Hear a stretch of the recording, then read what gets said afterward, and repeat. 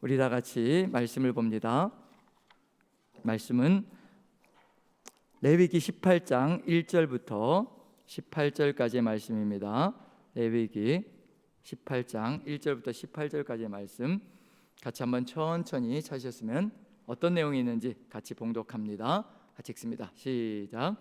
여호와께서 모세에게 말씀하여 이르시되 너는 이스라엘 자손에게 이르라. 나는 여호와 너희의 하나님이니라. 너희는 너희가 거주하던 애굽 땅의 풍속을 따르지 말며 내가 너희를 인도할 가나안 땅의 풍속과 규례도 행하지 말고 너희는 내 법도를 따르며 내 규례를 지켜 그대로 행하라. 나는 너희의 하나님 여호와이니라. 너희는 내 규례와 법도를 지키라. 사람이 이를 행하면 그로 말미암아 살리라. 나는 여호와이니라. 각 사람은 자기의 살부치를 가까이하여 그의 하체를 범하지 말라. 나는 여호와이니라. 내 어머니의 하체는 곧 내 아버지의 하체이니 너는 범하지 말라. 그는 내 어머니인즉 너는 그의 하체를 범하지 말지니라. 너는 내 아버지의 아내 하체를 범하지 말라. 이는 내 아버지의 하체니라. 너는 내 자매 곧 내 아버지의 딸이나 내 어머니의 딸이나 집에서나 다른 곳에서 출생하였음을 막론하고 그들의 하체를 범하지 말지니라. 내 손녀나 내 외손녀의 하체를 범하지 말라. 이는 내 하체니라. 내 아버지의 아내가 내 아버지에게 낳은 딸은 내 누이니 너는 그의 하체를 범하지 말지니라. 너는 내 고모의 하체를 범하지 말라. 그는 내 아버지의 살부치니라. 너는 내 이모의 하체를 범하지 말라. 그는 내 어머니의 살부치니라.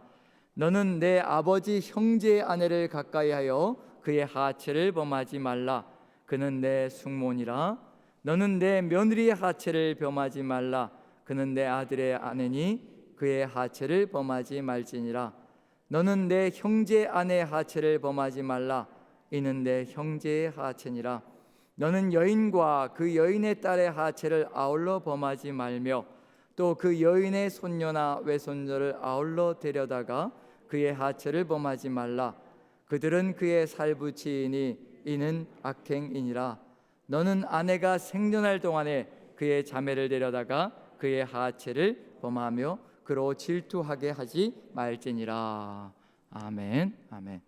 예, 아멘 하기도 좀 버거운 내용들이 가득 들어차 있지요. 예, 지금 레위기 18장이 어떤 의미를 가지고 있는 장인지를 이해하면 이 내용들이 왜 여기에 들어와 있는지 그것을 이해할 수가 있습니다. 그 위치가 어떤 위치인지를 알면 이 내용이 나올 수밖에 없는 이유가 등장합니다. 그래서 레위기가 1장부터 27장까지로 구성되어져 있는 책인데요. 근데 이미 우리는 1장부터 17장까지를 이전에 묵상을 했습니다.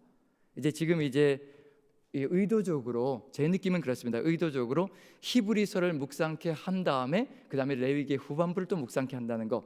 이게 레위기와 신약의 히브리서는 상당한 연관관계를 가지고 있거든요. 그런 점에서 이런 의도성을 가지고 있는 구성을 우리가 하면서 이제 묵상을 하고 있다는 걸 생각하면 18장부터가 어떤 내용인지 좀 살펴보면 조금 더 이해가 쉽지 않을까 싶습니다. 1장부터 17장까지의 내용이 어떤 내용이냐면요, 1장부터 7장까지는 죄에 대한 내용, 죄를 사함받는 내용, 5대 제사가 들어가 있죠. 죄를 사하는 내용이 들어가 있습니다. 우리는 인생이 시작점이 뭐부터 시작하느냐면요, 십자가로 용서받는 것부터 시작하는 겁니다. 그게 그리스도인의 삶의 시작점입니다. 예수 그리스도를 만나 십자가의 보혈로 죄인인 내가 용서받았다, 의롭게 되었다, 거기부터 시작하는 거거든요. 그럼 결국 레위기도 죄 가운데 빠진 인생이 5대 제사를 통해서 죄가 사함받는 것부터 이제 하나님을 멀리 벗어났던 그 삶에서 다시 회복되어지는 역사가 들어가는 거거든요. 그래서 1장부터 7장까지는 이제 죄 가운데서 회복되어지는 역사가 등장합니다. 그게 이제 시작점이고요. 그 다음에 8장, 9장, 10장은 제사장 위임식이 들어가 있습니다. 죄를 사함받기 위해서는 제사장들이 서야 되거든요. 제사장들이 위임되어져야 죄에서 사함받고 또 우리가 의로운 길로 걸어갈 수 있기 때문에, 그래서 가운데 제사장 위임식이 들어가 있고 11장부터 15장까지 죄를 사함받은 다음에 이제 죄로 돌아가지 않기 위해서 무엇을 구별할 수 있어야 되냐면요, 부정과 정결을 구별할 수 있어야 합니다.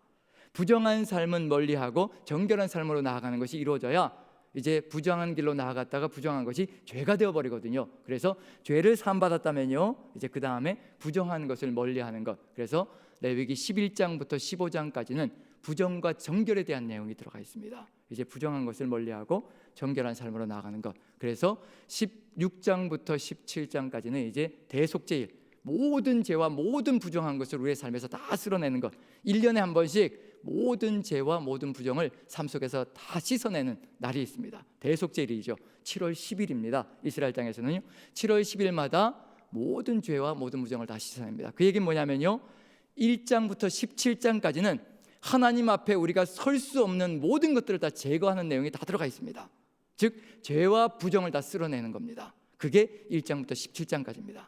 자, 그럼 이제 죄와 부정이 다 씻겨 나갔습니다. 그럼 이제 어떻게 될까요? 살아야 하는 겁니다. 이제 사는 이야기가 나올 겁니다. 하나님 앞에서 어떻게 살아가야 될 것인가? 우리가 의롭다함을 받았거든요. 우리가 죄 가운데서 십자가의 보혈의 공로로요, 우리가 깨끗함을 받았습니다. 이게 끝이 아니거든요. 값없이 의롭다함을 받은 겁니다. 그게 바로 레위기 1장부터 17장까지의 내용입니다. 이스라엘 민족이 아무것도 한 것이 없고요, 하나님께서 행해 주신 겁니다. 하나님께서 죄 없다 하시고 하나님께서 정결하다 해 주신 겁니다. 하나님께서 다 은혜로 베풀어 주신 겁니다. 우리도 십자가의 보혈의 공로로 죄 없다, 부정 없다, 정결하다, 의롭다라고 하나님께서 우리에게 의롭다라고 말씀해 주셨습니다. 이제 그 다음부터 펼쳐지는 일은 뭐냐면요, 의로운 삶을 살아가는 겁니다. 의로운 길을 걸어가는 거예요. 우리도 마찬가지입니다. 그럼 결국 레위기 18장부터는 어떤 내용이 들어가 있을 것인가? 이제 사는 이야기가 들어가 있을 겁니다. 이스라엘 민족이 죄로 부정으로 나아가지 않고 삶을 살아가며 하나님의 백성으로 나아가는 길, 그게 이제 18장부터 펼쳐질 겁니다. 그럼 그 어떤 내용이 들어가 있을 것인가? 항상 우리 앞에는 두 가지 길이 놓여 있습니다. 어떤 길일까요? 세상이 가는 길과 하나님의 백성이 가는 길이 두 길이 놓여져 있을 겁니다. 산상수훈도 역시 마찬가지입니다. 산상수훈의 말씀을 주시는 이유도 좁은 길과 넓은 길이 있습니다. 우리에게 어찌하든지 하나님께서 뜻하신 그 길, 그 좁은 길을 걸어가게 하시려고 말씀을 주시는 거거든요. 레위기도 이제 두 길이 있다는 것을 얘기할 겁니다. 세상이 가는 길이 있고 하나님의 백성이 가는 길이 있다는 겁니다. 이제 어디로 가야 될 것인가? 이제 죄 가운데 구원을 받았고 부정함 가운데 정결하게 하나님의 은혜로 이루어졌다면 이제 우리가 걸어가야 될 길은 하나님께서 우리에게 보여주시는 그 길, 세상의 풍속과 규례를 따라가는 삶이 아니라 하나님의 법도와 규례를 따라가는 삶, 그 길만이 생명의 길이고 그 길만이 우리가 걸어가야 될 길이라는 것을 알려주고 있는 중입니다. 그게 바로 18장부터 펼쳐지는 겁니다. 그럼 18장부터 20장까지가 세상의 풍속이 이제 테두리를 감쌀 겁니다. 그래서 오늘 읽었던 내용들이 있죠. 성적인 내용들이 가득 타락이 들어가 있죠. 이게 바로 세상이 걸어가고 있는 길입니다. 그게 18장과 20장에 들어가 있습니다. 그러면 가운데 19장에는 어떤 내용이 들어가 있을까요? 테두리가 18장과 20장은 세상의 규례와 풍속이 들어가 있거든요. 그럼 가운데 19장에는 뭐가 들어가 있을까요? 하나님의 법도와 규례가 들어가 있을 겁니다. 그럼 중심이 뭐가 되어야 된다라고 얘기하고 있는 중인가요? 18장과 20장이 세상이 걸어가는 길이면요, 중심에다가 하나님의 법도와 규례가 들어가 있습니다. 그래서 가장 중요한 것 한 내용이 들어가 있죠. 예수님께서도 이게 우리가 살아가야 될 삶이다라고 인용하는 내용이 한 가지가 있습니다. 레위기 19장에서 19장 18절, 내 이웃을 내 몸과 같이 사랑하라. 그게 레위기 19장에 들어가 있는 내용입니다. 우리가 살아가야 될 사랑의 삶이거든요. 그 내용이 19장 중심을 차지하고 있다는 얘기는 뭐냐면 그 중심이 하나님의 법도와 규례가 우리의 삶의 중심이 되게 만들어가지 않으면요, 우리는 언제 어느 때 무너질지 모르는 인생이라는 것을 알려주고 있는 중입니다. 그러면 18장부터 20장까지 해서 가장 중요한 것은 어느 부분일까요? 18장과 20장일까요? 19장일까요? 19장입니다. 19장이 생명처럼 소중한 겁니다. 그래서 19장을 묵상할 때는요, 이게 우리가 살아가야 될 삶이구나. 그래서 신도섭이라는 위조 지폐 전문가가 있습니다. 어떤 얘기를 하냐면요, 위조 지폐를 감별하기 위해서 가장 중요한 것이 뭐냐면 가짜와 친해지는 것이 아니라 진짜와 친해지는 것이 가장 중요합니다. 가짜를 아무리 만져보아도요 제대로 감별할 수 있는 것이 아니라 진짜 화폐와 친해지고 오감을 다 동원해서 진짜 화폐와 친해져야 가짜가 무엇인지를 구별할 수가 있다고 얘기를 합니다. 우리 그리스도인도 마찬가지라고 생각합니다. 진짜가 무엇인지 알아야 합니다. 진짜 하나님이 누구이신지, 진짜 하나님의 말씀이 무엇인지 그것을 가슴에 팍 새겨놓으면요, 우리의 마음판에다가 하나님의 말씀을 새겨놓으면요, 가짜가 들어오면 압니다. 이단이 들어오면 정확하게 구별할 수가 있습니다. 이게 왜 이단인지, 이게 왜 잘못된 것인지, 저 사상이 왜 문제가 있는 것인지 정확하게 구별할 수가 있습니다. 그런데 진짜를 모르면요, 가짜를 아무리 많이 알아도 진짜를 모르면 가짜를 구별할 수가 없습니다. 가짜인지 진짜인지 분별이 안 되거든요. 그래서 지금 우리에게 가장 소중한 건 뭐냐면요, 진짜를 아는 겁니다. 그래서 1절부터 18절까지가 오늘 묵상 내용인데, 1절부터 5절까지와 그 다음에 6절부터 18절까지 크게 두 부분으로 나뉘어집니다. 그래서 시작부터 뭘 알려주느냐면요, 중요한 것이 무엇인가를 우리에게 알려주시는 것으로 시작합니다. 같이 한번 읽어봅니다. 1, 2절 같이 한번 읽어보죠. 1, 2절 같이 시작. 여호와께서 모세에게 말씀하여 이르시되 너는 이스라엘 자손에게 말하여 이르라 나는 여호와 너희의 하나님이니라. 여기까지만 읽어보죠. 자, 무엇으로 끝나고 있나요? 너는 이스라엘 자손에게 말하여 이르라 나는 여호와 너희의 하나님이니라. 그 다음에 5절, 전반부의 마지막 부분이에요. 5절 같이 한번 읽어보죠. 시작. 너희는 내 규례와 법도를 지키라. 사람이 이를 행하면 그로 말미암아 살리라. 나는 여호와이니라. 자, 특징이 뭔가요? 2절 끝부분과 5절 끝부분, 뭐를 강조하고 계시는 중인가요? 나는 여호와 너희의 하나님이라. 나는 여호와이니라. 이걸 강조하고 있습니다. 그러면 우리가 어디에 초점을 맞춰야 되는 것인지 그걸 알려주고 있는 중이거든요. 누구에게 초점을 맞춰야 된다는 얘기인가요? 여호와께 초점을 맞춰야 된다는 겁니다. 여호와를 알지 못하면 절대로 세상 속에서 살아갈 수가 없습니다. 우리 8교구가 오늘 찬양을 드렸잖아요. 누가 힘이라고 고백을 했던가요? 예수는 나의 힘이다라고 고백했습니다. 물질이 나의 힘이 아니고, 성공이 나의 힘이 아니고, 세상의 권력이 나의 힘이 아니고, 오직 예수가 우리의 힘이다라고 고백했습니다. 누구를 알아야 된다는 얘기인가요? 예수 그리스도를 알아야 소망이 있고, 예수 그리스도를 알아야 삶 속에서 힘과 능력을 가지고 담대하게 살아갈 수 있는 존재가 된다는 것을 찬양으로 고백한 겁니다. 이 찬양이 삶이 되면요, 그때부터 세상 속에 나가서 담대하게 걸어갈 수가 있습니다. 지금 여기서도 분명하게 얘기하면 나는 여호와 너희의 하나님이다. 나는 여호와다. 여호와가 누구인지 알지 못하면요, 세상 속에서 휩쓸려 가게 되어 있습니다. 무너지게 되어 있습니다. 그래서 여호와를 알자, 힘써 여호와를 알자, 여호와가 누구인지 알아야 이 세상 속에서도 표류하지 않고 영혼의 닻을 가지고 이 세상 속에서 든든하게 살아가는 존재가 되어갈 수가 있습니다.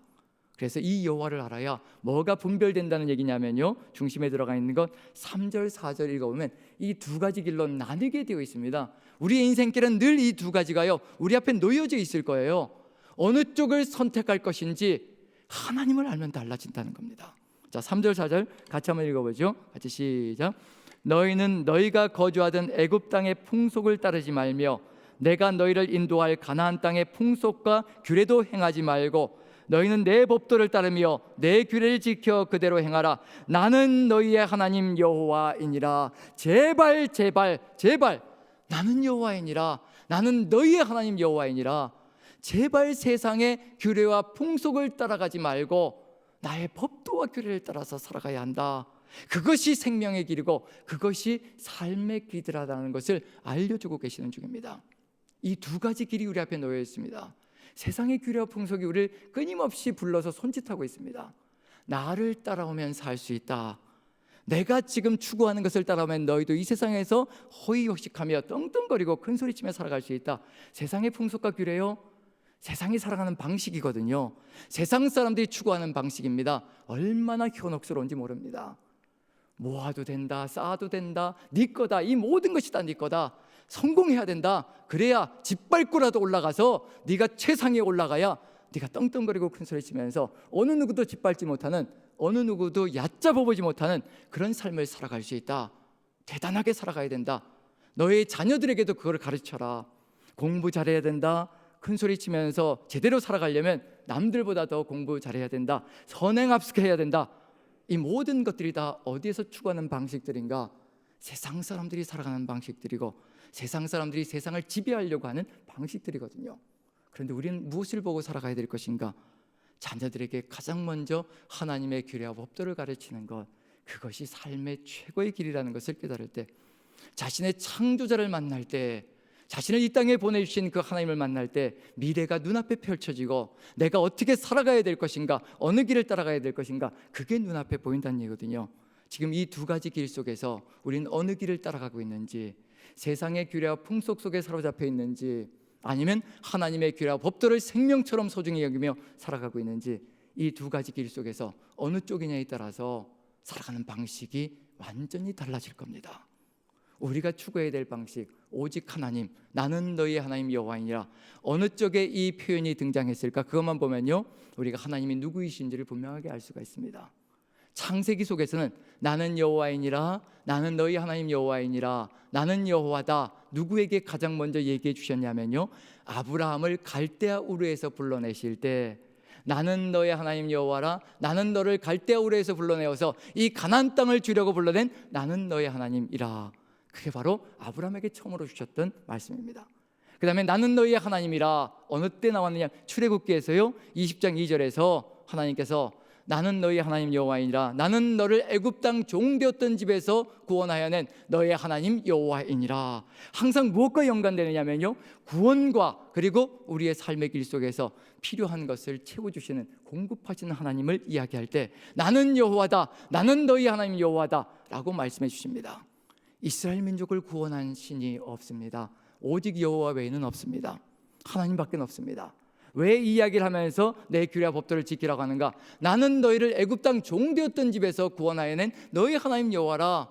종살이에서 신음소리하고 고통 가운데 거하고 있던 너희를 구해낼 때 이 세상 속에서 살아갔던 것과 다른 삶을 펼쳐 보이려고, 다시는 종이 되는 삶이 아니라 가장 행복하고 복된 삶을 이끌어가려고 너희를 그 땅에서 이끌어낸 존재라는 겁니다.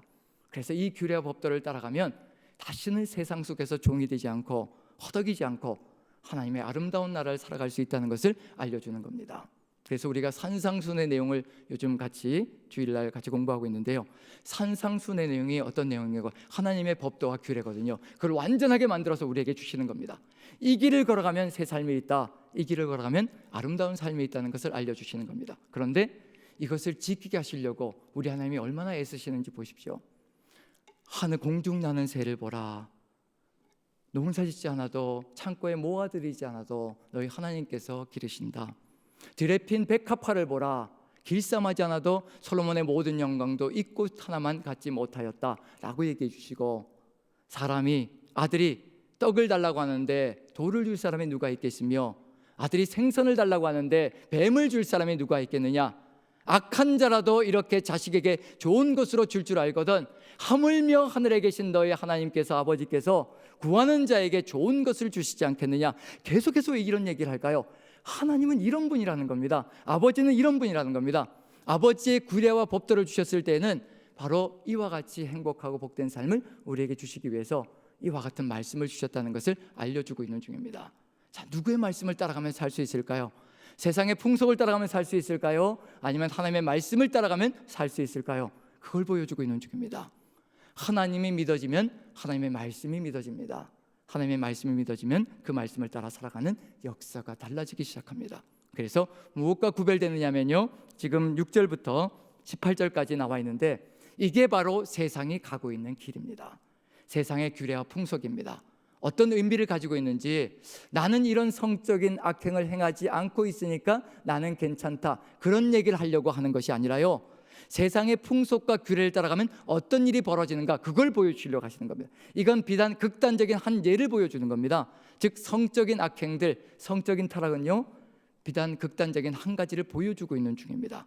이러한 세상의 풍속과 규례가 이루어질 때 어떤 일이 벌어질 수밖에 없는가를, 그걸 봐야 되는 필요가 있습니다. 그래서 한번 몇 부분만 읽어봅니다. 자, 6절, 7절, 8절만 한번 읽어보죠. 자, 6절부터 11절까지가 한 단락이고요, 12절부터 18절까지가 두 번째 단락입니다. 한번 6, 7, 8절 한번 읽어봅니다. 같이 시작.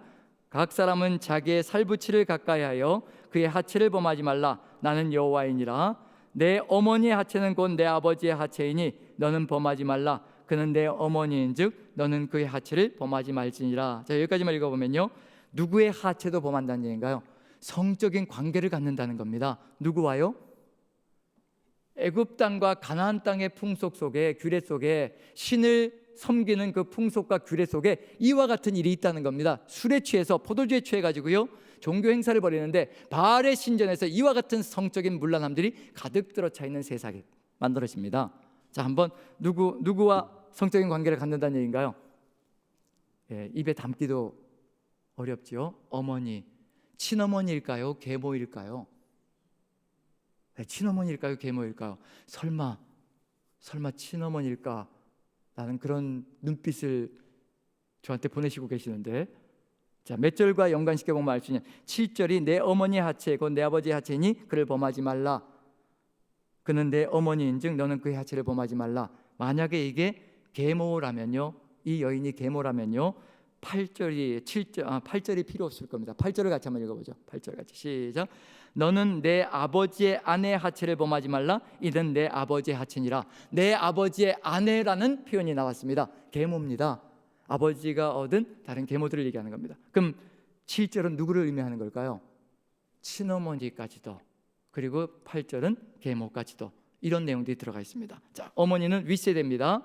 그 다음에 9절을 한번 읽어보죠. 9절 같이 시작. 너는 내 자매 곧 내 아버지의 딸이나 내 어머니의 딸이나 집에서나 다른 곳에서 출생하였음을 막론하고 그들의 하체를 범하지 말지니라. 누구를 범하지 말라고요? 자매란 얘기는 뭔가요? 자매란 얘기는 동기간을 의미하는 거죠. 동기간을 의미하는 겁니다. 자, 어머니 세대는 윗세대입니다. 그 다음에 자매는 같은 동기 세대를 얘기하는 겁니다. 그 다음에 여기 10절 같이 한번 읽어보죠. 10절 같이 시작. 내 손녀나 내 외손녀의 하체를 범하지 말라. 이는 내 하체니라. 이 외손녀, 손녀는 어떻게 되나요? 관계가 2세대 아래가 되는 거죠. 자, 그럼 이제 이걸 가지고 한번 추론을 해보는 겁니다. 지금 가족관계가 어떻게 되는 건가요? 지금 그걸 보여주는 겁니다. 가족관계, 직계를 얘기하는 거거든요. 지금 6절부터 11절까지는 직계 가족을 얘기하는 겁니다. 그럼 직계 가족인데 몇 세대를 얘기하고 있는 중일까요? 한번 계산을 해보시죠. 지금 몇 세대가 나온 건가요?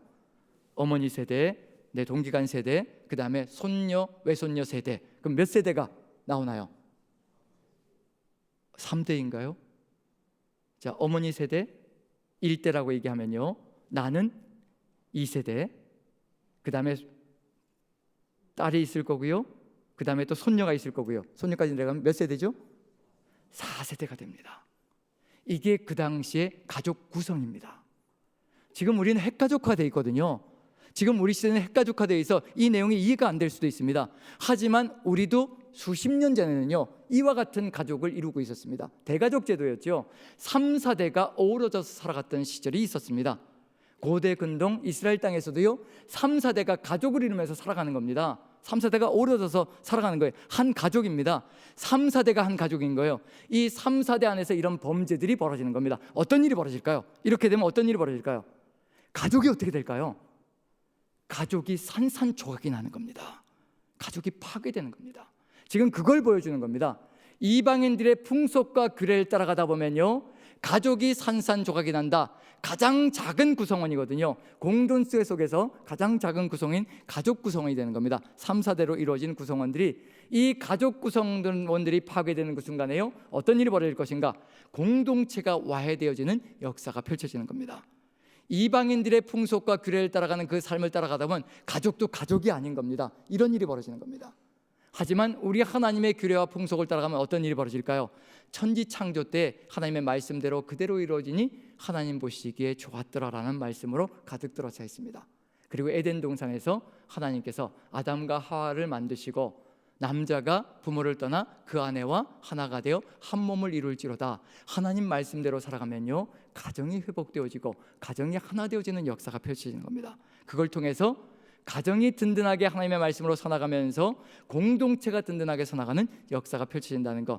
지금 여기에서 보여주고 있는 건 뭐냐면요, 하나님의 말씀을 따라갈 때와 하나님의 말씀을 따라가지 않고 세상 풍조를 따라갈 때 어떤 일이 벌어질 것인가.